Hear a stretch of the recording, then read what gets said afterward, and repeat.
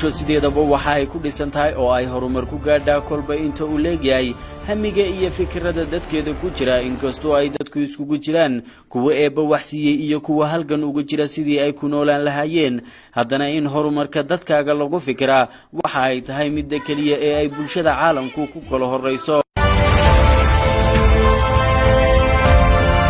taniya markii la aasaasay hay'adii horumarinta jidadka gobolada Awdal iyo Salal ee Asarda oo asaaskeedu ku xusnayd sanadii 2007 waqtigaasi oo bulshada kala duwan ee deegaanada galbeedka Jamhuuriyadda Soomaaliland ay baahi weyn u qabeen dhismaha horumarinta jidadka iyo bilicdooda ayaa asaaskii hay'adaasi waxa uu bulshada kala duwan ee deegaanada gobolka Awdal ka xaqabtiray dhismaha jidadkii ugu badnaa iyo inay u fududeyso bulshada isku socodka magaalooyinka Hargeysa iyo Boorama Dila iyo Boorama iyo guud ahaanba isku socodkii gudaha magaalada Boorama hay'adaasi oo ku midoobeen ganacsatada iyo haldoorka kala duwan ee gobolka Awdal ayaa bulshada kala duwan ee gobolka Awdal ka xaqabtirtay baahidii ay u qabeen isku socodka deegaanada kala duwan ee gobolka Awdal iyo guud ahaanba magaalada Boorama asaaskii hay'adda horumarinta jidadka gobolada Awdal iyo Salal waxa laga joogaa 12 sano iyadoo guud ahaanba magaalada Boorama waqti xaadirkani ay horumar kala duwan ka sameysay dhinacyada horumarinta jidadka wadooyinka iyadoo door weyn ka qaadatay hay'adda horumarinta jidadka oo ay waqtigaasi ku midoobeen ganacsatadii kala duwaneed ee gobolka Awdal kuwaasi oo naf iyo maal iyo muruqba u huray sidii marun bulshada gobolka Awdal ay horumar uga sameyn lahaayeen isku socodka wadooyinka hay'adda horumarinta jidadka gobolada Awdal iyo Salal ee Asarda oo waayihii horena loo yiqiinay Arna waxay hirgelisay jidadkii ugu badnaa ee magaalada Boorama xarunta gobolka Awdal haddaba maxay ka yiraahdeen guddiga boorka iyo ganacsatada kala duwan iyo maamulka iyo mas'uuliyiinta shirkadda horumarinta Asarda waayihii horena loo yaqaanay Arna ay ka yiraahdeen horumarinta jidadka hawsi horeeyo Cabdulqaadir Aadan Nuur oo fikradii Arna ragii aasaasay kamid ahaa ama gudoomiyaheediiba ee kamid ahaa odayaasha haddaannayo cilmowdiinka haddaannayo waxaan aad uga mahad celinaynaa inkaasi Cabdulqaadir sidii hawsha uu dhaqaajiyay ee madaxdii ka dambeysay raadkiisii ay sii ballaariyeen anaa keenay anaa lufay bartee ustaadkii eeda keenay baan ahay anaa keenay anaa fikirka keenay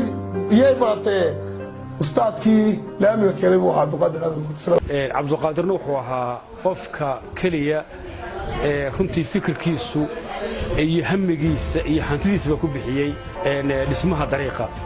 waa kuwani qaar ka mid ah guddiga boorka ee hay'adda Asarda ee haatani oo ka waramaya waayihii ay soo mareen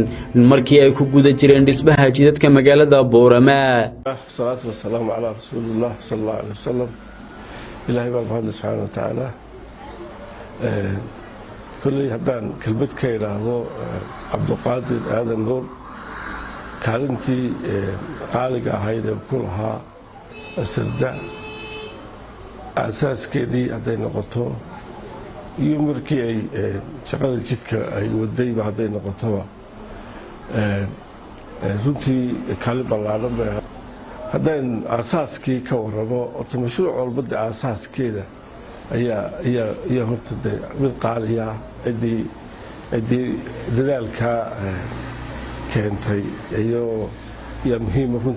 runtii haddii aan intii alla iga xasuusiyo Cabdulqaadir Aadan Nuur oo ahaa raggii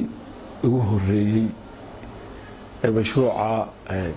fikirkeeda lahaa dadaalkeedana lahaa ayuu ka mid ahaa haddaba waxaa guushii dhaliyey markii fikir Cabdulqaadir Aadan maaha markaa dee Asardaba lagama hadlayna in jidkaa wax laga qabto layskugu yimiday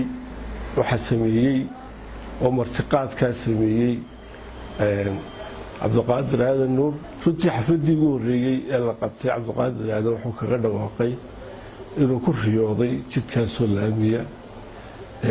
horena ururo dhalinyaro oo markaa xaflada kala qayb galay wuxuu sheegay inuu jidkaa ku riyooday isagoo laamiya waa markaa uu xafladaha ka qayb galay hore maraan anoo programkan isku keenay maahayna waabay ka horeysay alxamdulillah fikirkiina de mariyadii mid alxamdulillah ilaahay inoo rumeeyey ayay noqotay. Soomaalida waxay ku mahmaadaa dirqi bay niil ku dhashay. fikirka horta markii horeysa waxaa loola yimiday Cabdulqaadir Aadan Nuur oo yidhi waxaan ku riyoonayaa Boorama oo wada laami ah, Boorama oo isku tashatay oo laami ka samaynay inta u dhaxaysa dilay Boorama annagoo ganacsatada ama dhalinyarada ganacsatada ee gobolka Awda fikirkaas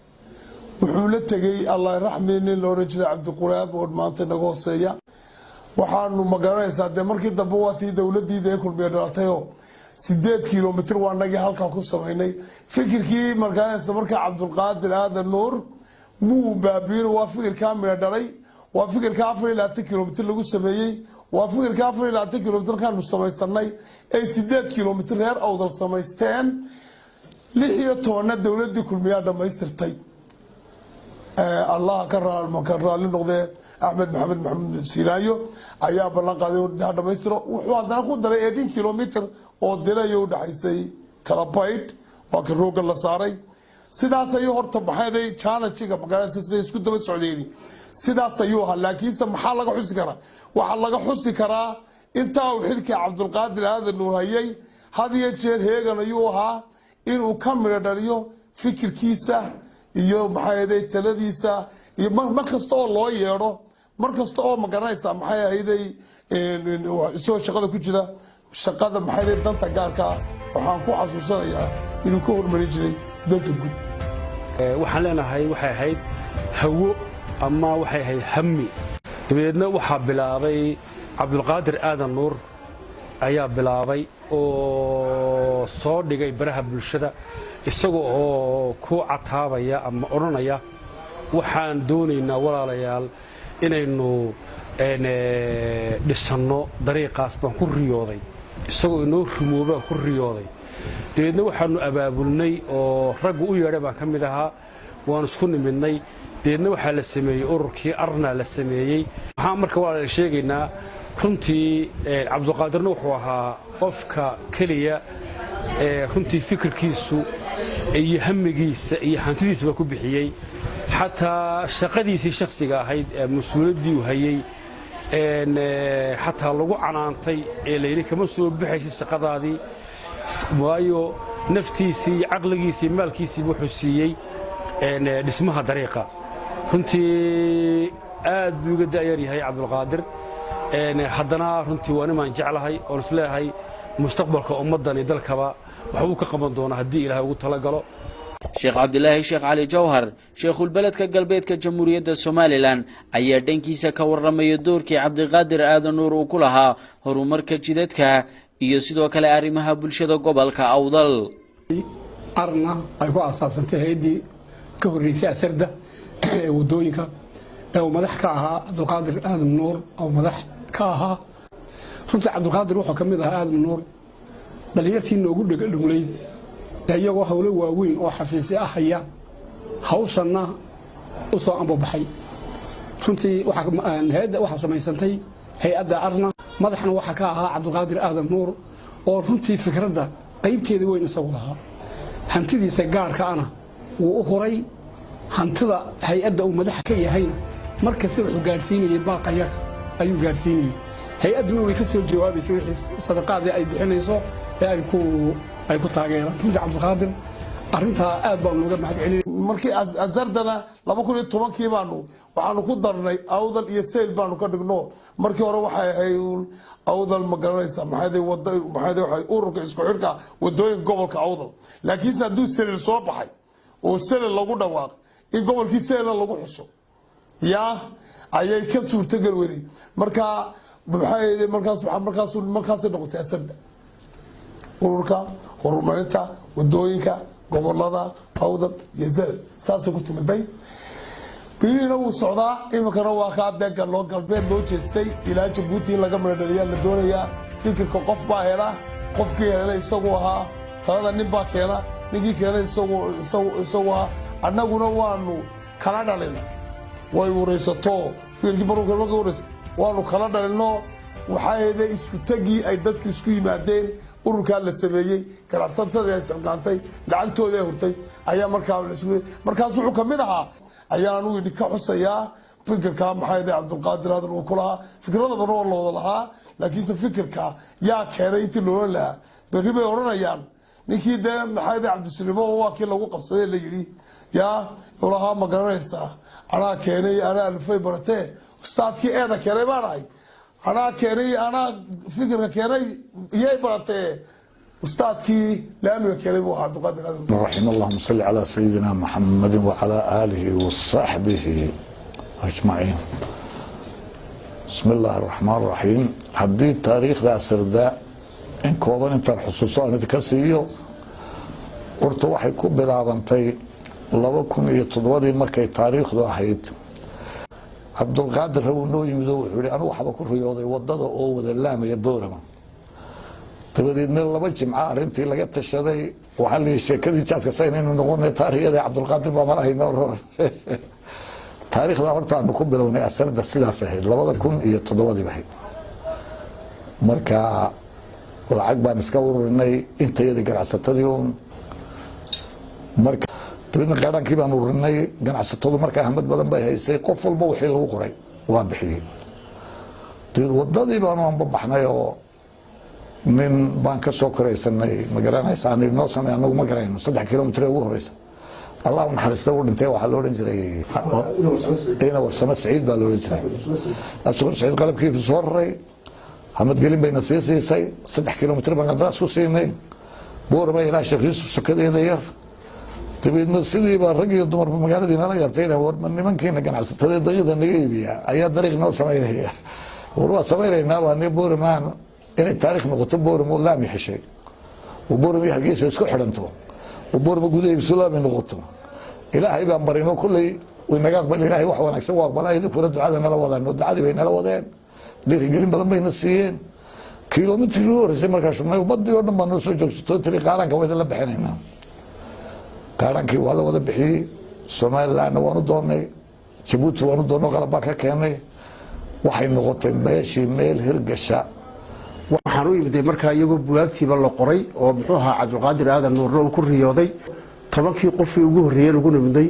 ugu horeeyay Cabdulqaadir aadan nuur Muuse Camir Abdullaahi Jaamac Abdullaahi Xaaji Ciise Khiiraash iyo Shiine iyo Cabdulquraab Allah naxariistay Cabdi Maxamuud Muuse ninkii loo jiray Cabdulquraab iyo Maxamed Nuur Fahye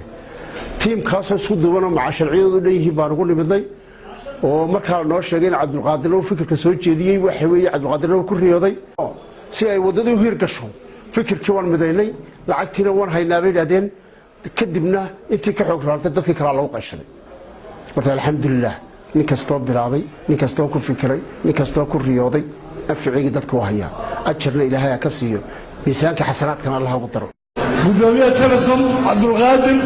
oo ninkii loogu riyada fiicnaaha ee dariiqa Jabuuti loogu riyooday madana uu noo dhaboobay waxaan xasuustaa iyadoo la leeyahay anu markaa involved man ahayn oo kuma dhex jirin institutionka laakiin la leeyahay Cabdulqaadir aadan nuur ayaa xalay riyooday isagoo ku riyooday iyadoo magaalada Boorama iyo jidadka soo galaaba ay wada laami yihiin marka kulli sheekh markii uu hurdada ka kacay كلي ولا بريو ودعيستو دي صلاة لبا ركعدود oo duca ayuu tukaday sida la sheegay aniga taariikh way ugu tahay ya marka ka bacdi marka wuxuuna ka qayb galay marka isagoo meherad ku leh oo waliba dadka xagga hore kaga jira ganacsiga iyo adeega bulshada isagoo xagga hore kaga jira fikirkii ku dhex wareegay baa mushirka ayaa la isku leeyimiday waxa la aasaasay marka 2007 asardada hadda oo marka arna loo oranayba ayaa bilaabantay waxaana bilaabay oo safka hore kaga jiray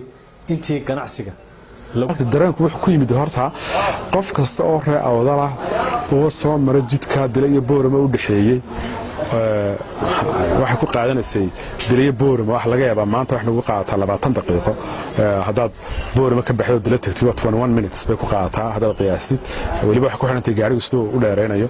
awal wax ku qaadan jirtay saacad iyo saacad iyo bar bay ku qaadan jirtay cabdiqaadirna wuxuu ka mid ahaa raggii haldoorkii dee magaalada iyaguna deganaayay joogay baaqyada soo diriyay ka mid ahaa nagu dhiirin gelin jiray aan ka wada sheekaysan jirnay halganka ugu jiray in mataqaanaayay waan xasuustaa fariimo soo qori jiray ee ahayd waxaan ku riyoonayaa jidka dila iyo boorama oo la dhiso ayuu hadii jeer cabdiqaadir fariimo caankaas soo diri jiray dadka qurba joogta soo gaarsiin jiray annaga ka mid ahayd marka baaqyadiisi waxay ahayd kuwii nagu dhaliyay inaan xataa akna ahaan idhaahno aynu inaguna jidka dhisno ay baaqyadiisi bay ka mid ahayd marka cabdiqaadir oo kale dadka marka la eego principle ama mabda ahaanba amaba jiritaanka dhibaatadani dadkii doorka ka qaatay buu ahaayee maaragtay kelmadoodii weedhooda la maqli jiray buu ahaa annagu akna ahaana door baanu ka qaadanay inaanu annaguna kelmadaas balfidino oo aanu dadka reer awdal iyo dowladaha iyo cid walba aanu gaarsiino markaas saas bay ahayd mabda ahaan saas ku bilaabantay markii dambe laakiin dee asarda ayaa hawshii fulisay oo ku guuleysatay taas waxay keentay markaa bulshada oo dhan inay ka qayb qaato daliyadeed baan laga qayb qaato markii u dali waxay noqotay markii u dawladii kiiloomitir u horeeyay ay sameeyeen ayaa waxaan xasuustaa dalkuba oo markuu xasuusto ummaddu Soomaaliland bay xaqiiqsatay in waddan la dhisan karo oo markaa waxa la aaminsanaa inaanay wadooyinkan waxay ummadda urursanay wadooyin aan jeedis karayn laakiin runtii arrintaas waxay xaqiijisay in dirjida la dhisan karo intii ka dambeysay dawladda ku biirtay oo ka qayb qaatay shacabka oo dhan baa sii wada hawshii waxa ay timaday mataqaanay isku xidhmaan maxaan ku raadayay Hargeysa iyo Boorama asarda iyo isku xidhkayga lahayd mas-uuliyiinta kala duwan ee gobolka Awdal ayaa munaasabad ballaaran ay iskugu yimaadeen waxay shahaado sharaf guddoonsiiyeen Cabdiqaadir Aadan Nuur iyagoona u guddoonsiiyey doorkii uu ka qaatay horumarka magaalada Boorama ee dhanka jidadka iyo guud ahaanba horumarka arrimaha bulshada dhalinyarada kala duwan ee gobolada galbeedka Soomaaliland gaar ahaan magaalada Boorama ayaa iyaguna dhankooda waxay ka marakaceen in Cabdiqaadir Aadan Nuur uu door weyn ku lahaa horumarka bulshada kala duwan ee gobolka Awdal marka loo eego dhinacyada waxbarashada caafimaadka dhiirigelinta dhalinyarada iyo sidoo kale kaabayaasha dhaqaalaha magaalada Boorama iyo horumarinta jidadka magaalada Boorama oo ku xusnaa waqtigaasi ayaa iyaguna geestooda ka marakacay in horumarada kala duwan ee ka socda gobolada Awdal iyo Salal uu barbilow ka ahaa gudoomiye cabdiqaadir Aadan Nuur shukran ya rab shukran ya rabbi shukran hadayta qalbi shukran nawwarta darbi shukran shukran ya rab ya munzil al-Qur'an ya khaliq al-insan يا رب يا رحمن شكرا يا رب شكرا يا رب يا منزل القرآن يا خالق الإنسان يا رب يا رحمن شكرا يا رب شكرا يا ربي شكرا هديت قلبي شكرا